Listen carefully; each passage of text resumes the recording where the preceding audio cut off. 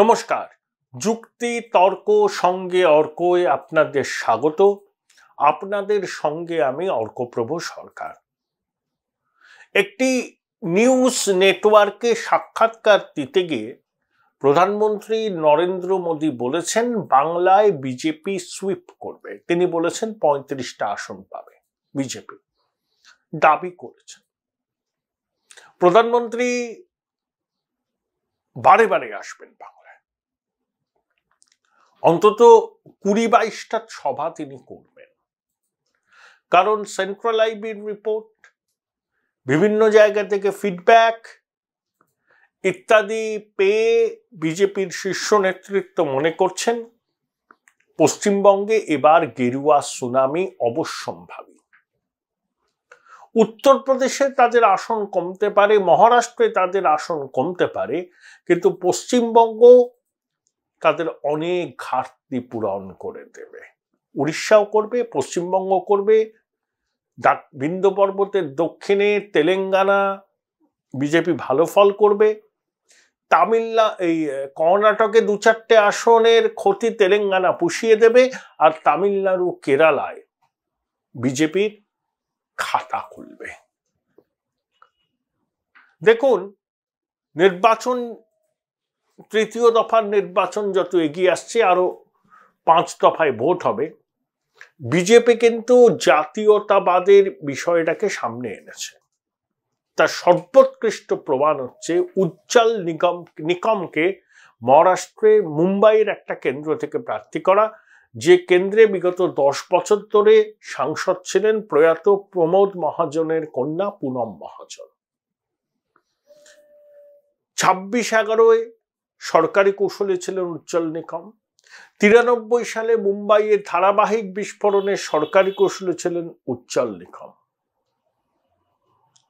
এবং তিনি সংবাদ মাধ্যমের সামনে যে কথাগুলো বলতেন আইনজীবী হিসাবে, সরকারি কৌশলী হিসাবে, তার পরতে পরতে ছিল জাতীয়তাবাদের প্রতি তার অবিচল নিষ্ঠা, এবং সেটাকেই পুঁজি করে আজমল কাসাবের ফাঁসি যার সওয়ালের জন্য ত্বরান্বিত হয়েছে, সেই উজ্জ্বল নিকমকে প্রার্থী করেছে মুম্বাই থেকে বিজেপি। অর্থাৎ জাতীয়তাবাদের হাওয়া। এবং একই সঙ্গে দেখুন, কংগ্রেস সহ ইন্ডিজোট এবং মমতা বন্দ্যোপাধ্যায় বলছেন, বিশেষ করে কংগ্রেস বলছে যে 400 পেরিয়ে গেলে বিজেপি সংবিধান বদলে দেবে, SC ST ওবিসিদের সংবিধান কেটে দেবে, বাদ দিয়ে দেবে ইত্যাদি। মোহন ভাগবতকে ক্ল্যারিফাই করতে হয়েছে যে সংরক্ষণ থাকবে, যতদিন প্রয়োজন ততদিন সংরক্ষণ থাকবে।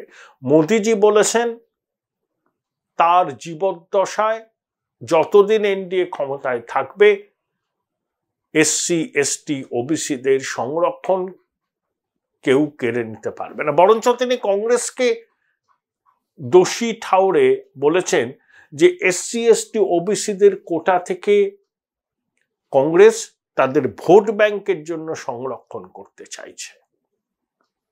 নবাব মহারাজারা দেশের মানুষের উপর অত্যাচার চালিয়েছে, তাদের সম্পদ লুট করেছে, রাহুল গান্ধী বলেন। মোদিজি রাহুলের নাম না করে বলেছেন শাহজাদা।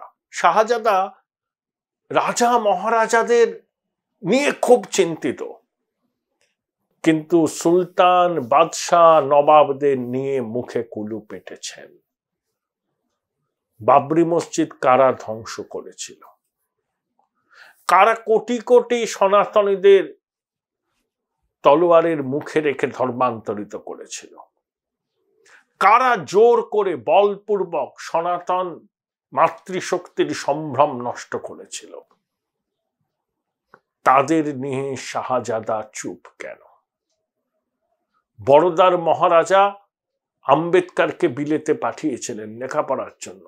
বরোদার মহারাজা ঋষি অরবিন্দের পৃষ্ঠপোষক ছিলেন। অহল্যাবাই হোলকারের কথা আপনাদের মনে আছে? রাজা মহারাজারা না থাকলে কি বেনারস হিন্দু ইউনিভার্সিটি হতো? মোগল সরাইয়ের নাম দীনদয়াল উপাধ্যায় করায় এত আপত্তির কি আছে? দীনদয়াল উপাধ্যায় একজন ঐতিহাসিক চরিত্র, তার মৃত্যু ঘিরে রহস্য আছে।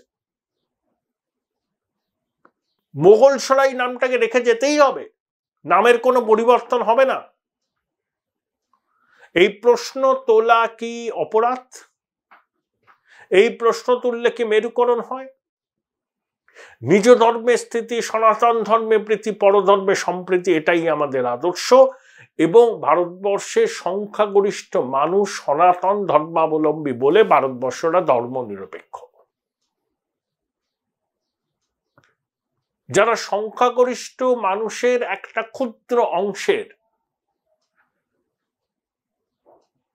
অনুমোদনহীন কার্যক্রমকে নিয়ে গলা ফাটান, তারা সংখ্যালঘু সম্প্রদায়ের সাম্প্রদায়িকতা নিয়ে নীরব কেন? মমতা বন্দ্যোপাধ্যায় বারবার বলছেন অভিন্ন দেয়ানিবিধি করতে দেব না। আপনি কে বলার? আপনি সংবিধান পড়েছেন?